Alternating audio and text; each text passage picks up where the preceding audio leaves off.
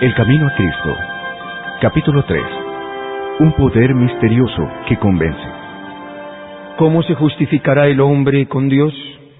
¿Cómo se hará justo el pecador? Solamente por intermedio de Cristo podemos ponernos en armonía con Dios y la santidad.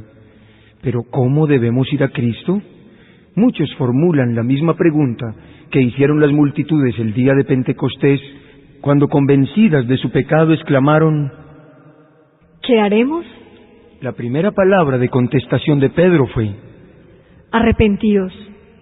Poco después, en otra ocasión dijo: arrepentíos pues, y volveos a Dios, para que sean borrados vuestros pecados. Hechos capítulo 2, versículo 38, y el capítulo 3, versículo 19. El arrepentimiento comprende tristeza por el pecado y abandono del mismo. No renunciaremos al pecado a menos que veamos su pecaminosidad. Mientras no lo repudiemos de corazón, no habrá cambio real en la vida.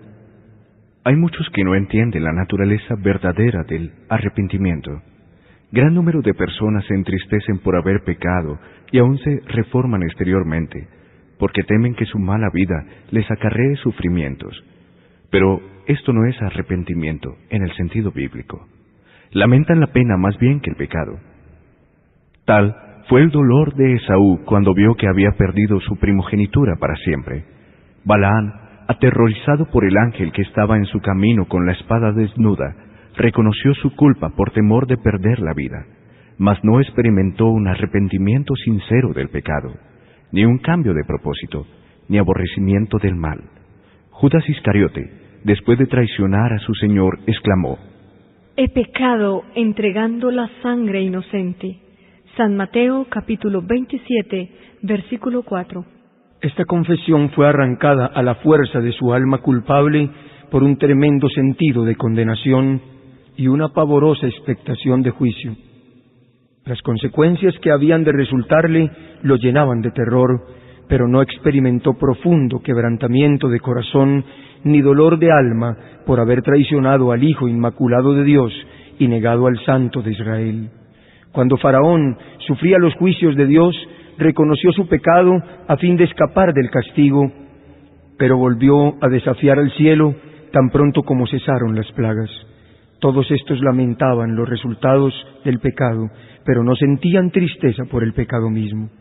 Mas cuando el corazón cede a la influencia del Espíritu de Dios, la conciencia se vivifica y el pecador discierne algo de la profundidad y la santidad de la sagrada ley de Dios, fundamento de su gobierno en los cielos y en la tierra. La luz verdadera que alumbra a todo hombre que viene a este mundo, ilumina las cámaras secretas del alma y se manifiestan las cosas ocultas.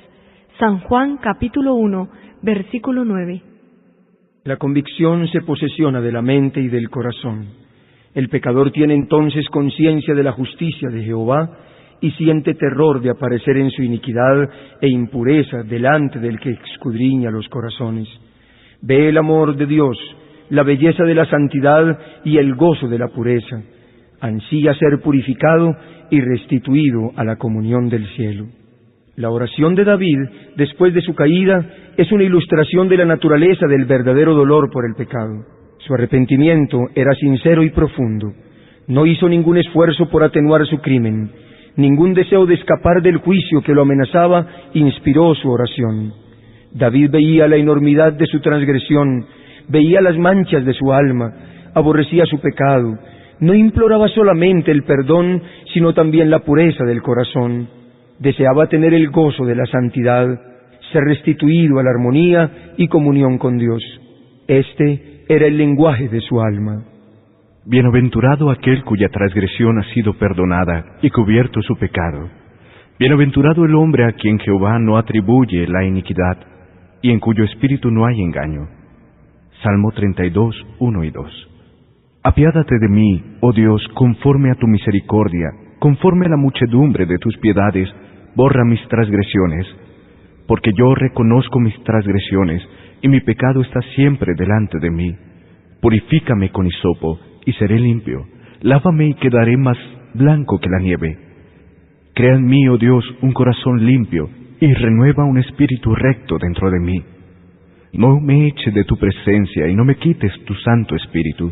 Restitúyeme el gozo de tu salvación y el Espíritu de gracia me sustente. Líbrame del delito de sangre, oh Dios, el Dios de mi salvación. Cante mi lengua tu justicia. Salmo 51, 1 al 14. Efectuar un arrepentimiento como este está más allá del alcance de nuestro propio poder. Se obtiene solamente de Cristo, quien ascendió a lo alto y ha dado dones a los hombres. Precisamente este es un punto sobre el cual muchos yerran, y por esto dejan de recibir la ayuda que Cristo quiere darles.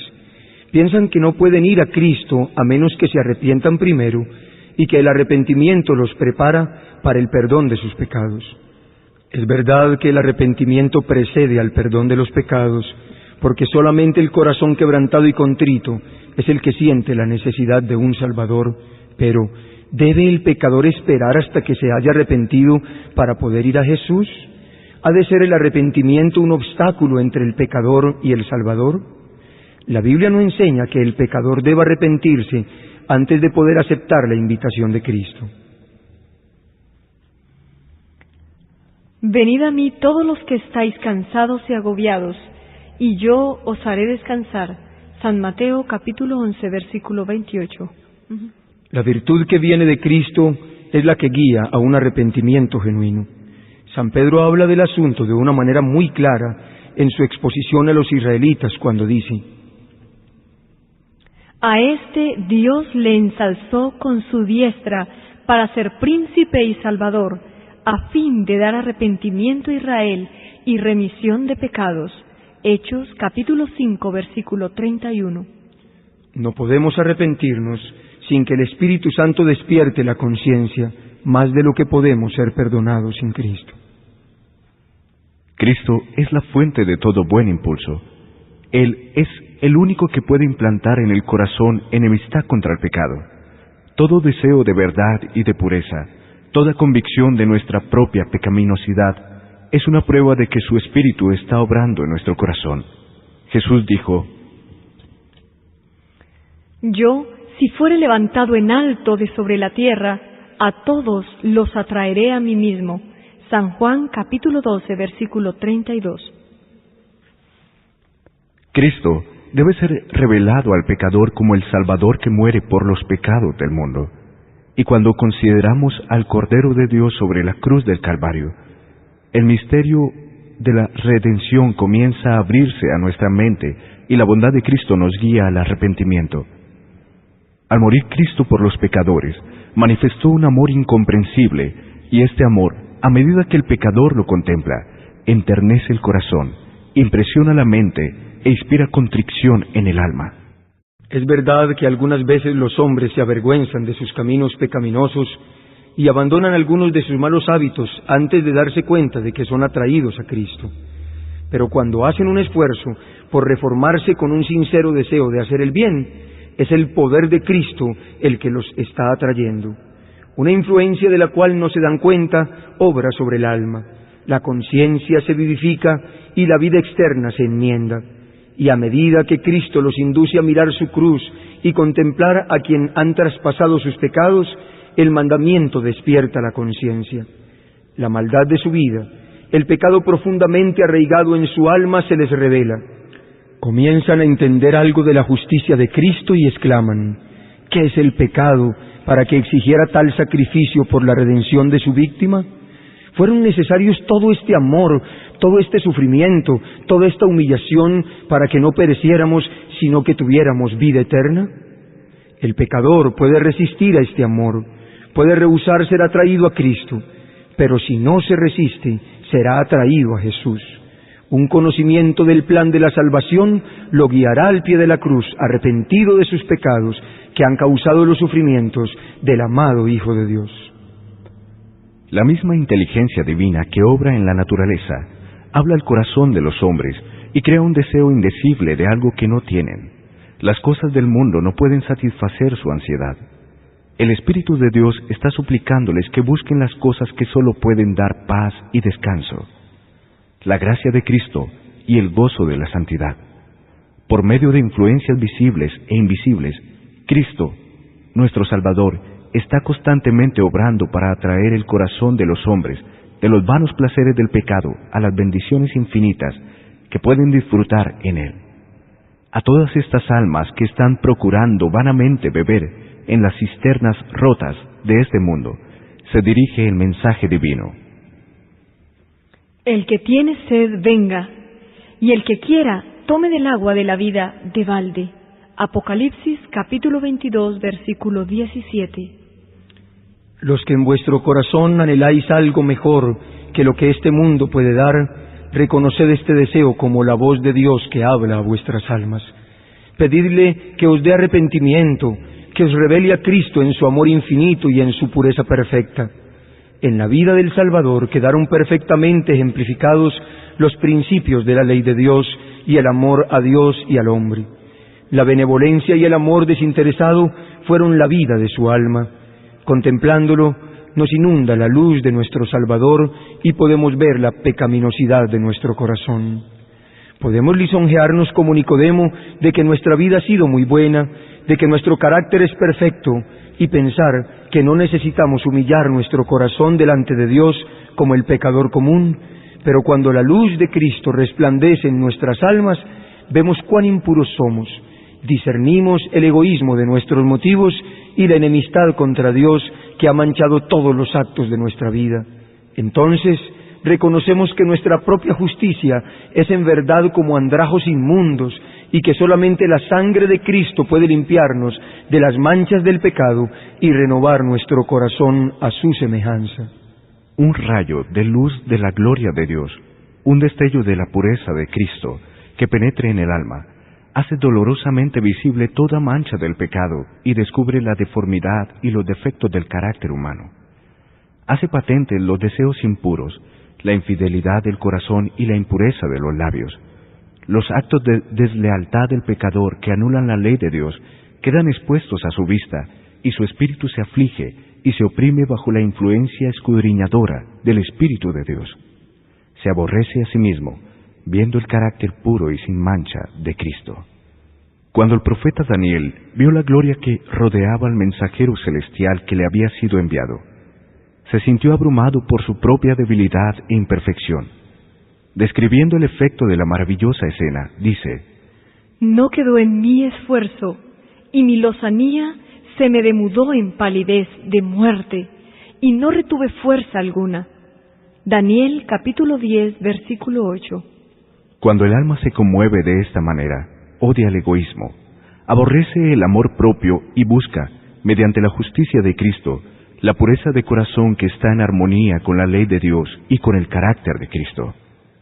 San Pablo dice que en cuanto a justicia que haya en la ley, es decir, en cuanto se refiere a las obras externas, era irreprensible, pero cuando comprendió el carácter espiritual de la ley, se vio a sí mismo pecador. Juzgado por la letra de la ley como los hombres la aplican a la vida externa, se había abstenido de pecado, pero cuando miró en la profundidad de sus santos preceptos y se vio como Dios lo veía, se humilló profundamente y confesó su maldad. Dice: Y yo, aparte de la ley, vivía en un tiempo, mas cuando vino el mandamiento, revivió el pecado, y yo morí. Romanos capítulo 7, versículo 9. Cuando vio la naturaleza espiritual de la ley, mostrósele el pecado en su verdadera deformidad y su estimación propia se desvaneció. No todos los pecados son delante de Dios de igual magnitud. Hay diferencia de pecados a su juicio, como la hay a juicio de los hombres. Sin embargo, aunque este o aquel acto malo pueda parecer frívolo a los ojos de los hombres, ningún pecado es pequeño a la vista de Dios. El juicio de los hombres es parcial e imperfecto, mas Dios ve todas las cosas como son realmente. El borracho es detestado y se dice que su pecado lo excluirá del cielo, mientras que el orgullo, el egoísmo y la codicia muchísimas veces pasan sin condenarse. Sin embargo, estos son pecados que ofenden especialmente a Dios, porque son contrarios a la benevolencia de su carácter, a ese amor desinteresado que es la misma atmósfera del universo que no ha caído. El que cae en alguno de los pecados grandes puede avergonzarse y sentir su pobreza y necesidad de la gracia de Cristo, pero el orgullo no siente ninguna necesidad y así cierra el corazón a Cristo y a las infinitas bendiciones que Él vino a derramar. El pobre publicano que oraba diciendo: Dios, ten misericordia de mí, pecador. San Lucas 18:13. Se consideraba a sí mismo como un hombre muy malvado, y así lo consideraban los demás. Pero él sentía su necesidad, y con su carga de pecado y vergüenza vino delante de Dios implorando su misericordia. Su corazón estaba abierto para que el Espíritu de Dios hiciese en él su obra de gracia y lo libertase del poder del pecado. La oración jactanciosa y presuntuosa del fariseo mostró que su corazón estaba cerrado a la influencia del Espíritu Santo. Por estar lejos de Dios, no tenía idea de su propia corrupción, que contrastaba con la perfección de la santidad divina. No sentía necesidad alguna y no recibió nada. Si percibís vuestra condición pecaminosa, no esperéis a haceros mejores vosotros mismos. ¿Cuántos hay que piensan que no son bastante buenos para ir a Cristo? ¿Esperáis haceros mejores por vuestros propios esfuerzos? ¿Puede acaso el etíope mudar su piel? ¿O el leopardo sus manchas? Entonces podréis vosotros también obrar bien, que estáis habituados a obrar mal. Jeremías 13:23. No hay duda para nosotros solamente en Dios. No debemos permanecer en espera de persuasiones más fuertes, de mejores oportunidades o de caracteres más santos. Nada podemos hacer por nosotros mismos. Debemos ir a Cristo tales como somos. Pero nadie se engañe a sí mismo con el pensamiento de que Dios, en su grande amor y misericordia, salvará aún a aquellos que rechazan su gracia. La excesiva corrupción del pecado puede conocerse solamente a la luz de la cruz. Cuando los hombres insisten en que Dios es demasiado bueno para desechar a los pecadores, miren al Calvario.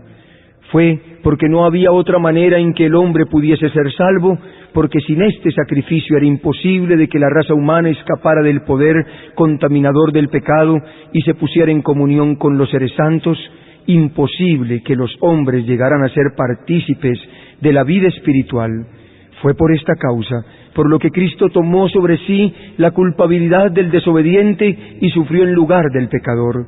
El amor, los sufrimientos y la muerte del Hijo de Dios, todo da testimonio de la terrible enormidad del pecado y prueba que no hay modo de escapar de su poder, ni esperanza de una vida más elevada, sino mediante la sumisión del alma a Cristo.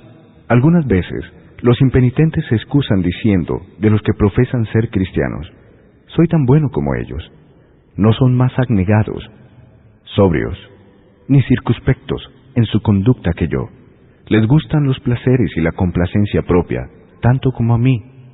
Así, hacen de las faltas de otros una excusa por su propio descuido del deber.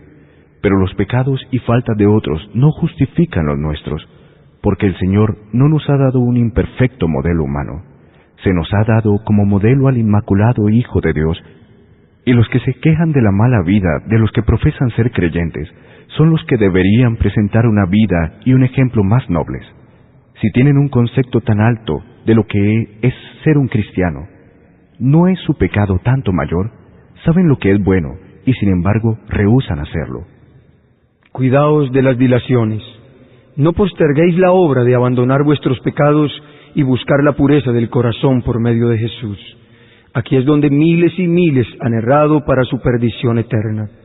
No insistiré sobre la brevedad e incertidumbre de la vida, pero hay un terrible peligro, un peligro que no se entiende suficientemente en retardarse en ceder a la invitación del Espíritu Santo de Dios, en preferir vivir en el pecado, porque tal demora consiste realmente en eso. El pecado, por pequeño que se suponga, no puede consentirse sino a riesgo de una pérdida infinita. Lo que no venzamos nos vencerá y determinará nuestra destrucción. Adán y Eva se persuadieron de que por una cosa de tan poca importancia como comer la fruta prohibida, no podrían resultar tan terribles consecuencias como Dios les había declarado. Pero esta cosa tan pequeña era la transgresión de la santa e inmutable ley de Dios. Separaba de Dios al hombre y abría las compuertas de la muerte y de miserias sin número sobre nuestro mundo. Siglo tras siglo ha subido de nuestra tierra un continuo lamento de aflicción, y la creación aún gime bajo la fatiga terrible del dolor, como consecuencia de la desobediencia del hombre. El cielo mismo ha sentido los efectos de la rebelión del hombre contra Dios. El Calvario está delante de nosotros como un recuerdo del sacrificio asombroso que se requirió para expiar la transgresión de la ley divina. No consideremos el pecado como cosa trivial. Toda transgresión, todo descuido o rechazo de la gracia de Cristo obra indirectamente sobre nosotros, endurece el corazón, deprava la voluntad, entorpece el entendimiento y no solamente os hace menos inclinados a ceder, sino también menos capaces de ceder a la tierna invitación del Espíritu de Dios. Muchos están apaciguando su conciencia inquieta con el pensamiento de que pueden cambiar su mala conducta cuando quieran, de que pueden tratar con ligereza las invitaciones de la misericordia y sin embargo seguir siendo llamados.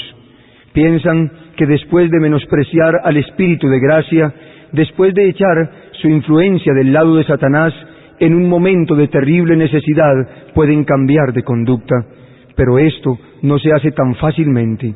La experiencia y la educación de una vida entera han amoldado de tal manera el carácter que pocos desean después recibir la imagen de Jesús.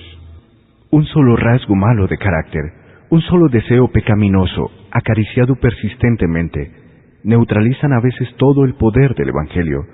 Toda indulgencia pecaminosa fortalece la aversión del alma hacia Dios. El hombre que manifiesta un descreído atrevimiento o una impasible indiferencia hacia la verdad, no está sino cegando la cosecha de su propia siembra.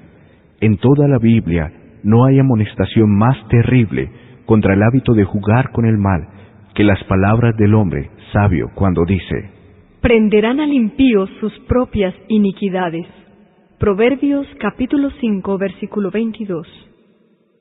Cristo está pronto para libertarnos del pecado, pero no fuerza la voluntad.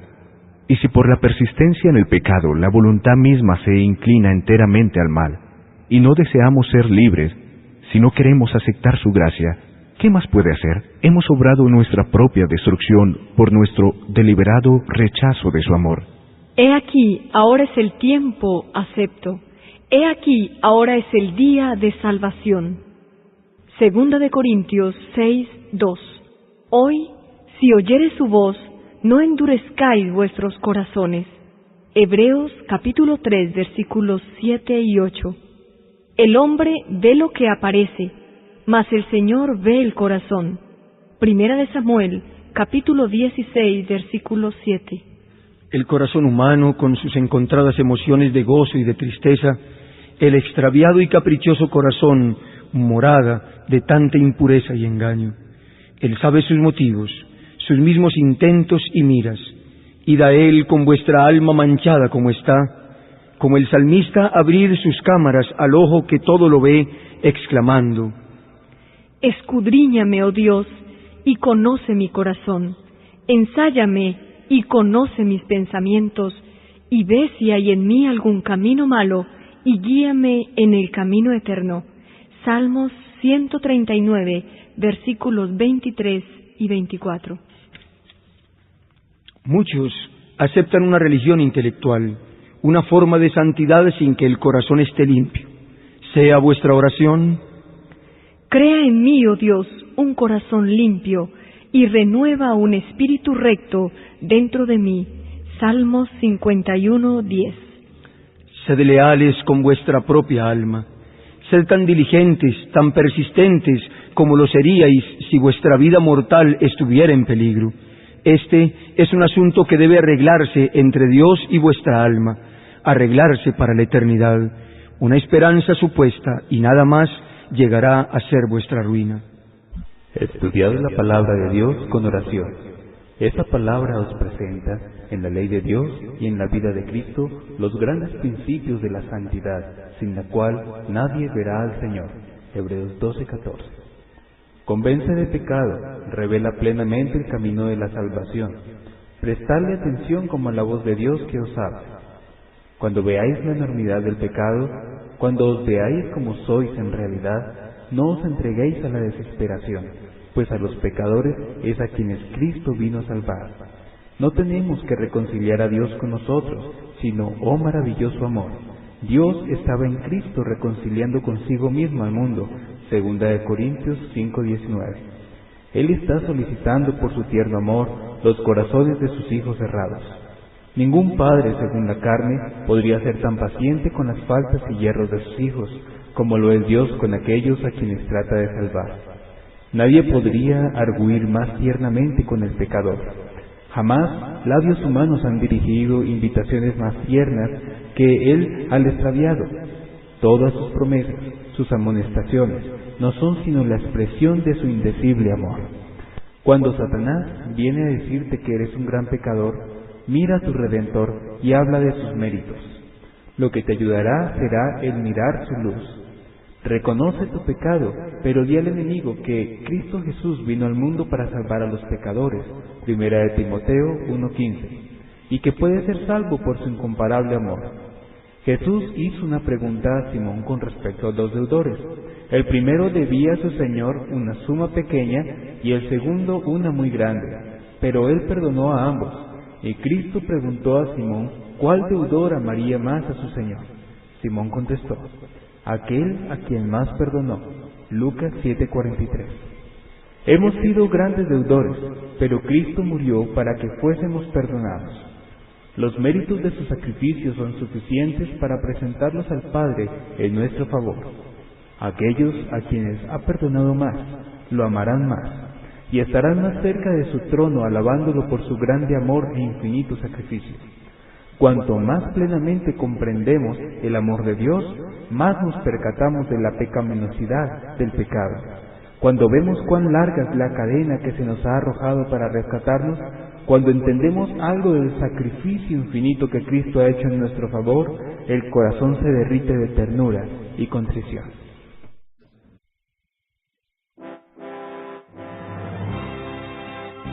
Agradecemos a Zulay Herrera, a Ricardo Merchán, a Daniel Ospina y a Juan Carlos Rincón por esta versión del Camino a Cristo en audio digital. La reproducción del mismo es un servicio del Ministerio Evangelio Eterno. Para obtener gratuitamente estudios selectos de la Biblia y de los escritos de Elena G. de White, o para solicitar nuestras publicaciones impresas, diríjase a www.hogarisalud.com y www.evangelioeterno.com.